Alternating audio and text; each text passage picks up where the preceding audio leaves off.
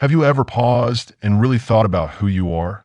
Not your job, not your past, not the opinions others have about you, but you raw, real, and uniquely made.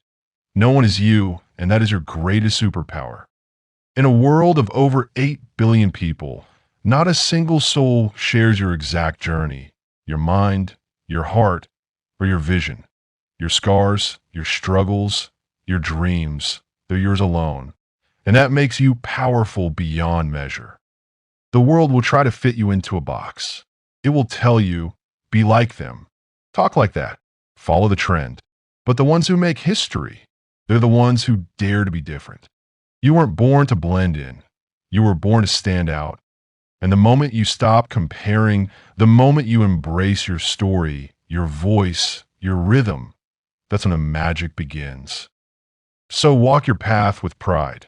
Speak your truth, even if your voice shakes. Shine, not in someone else's light, but in your own. Because remember this, no one is you. And that is your superpower.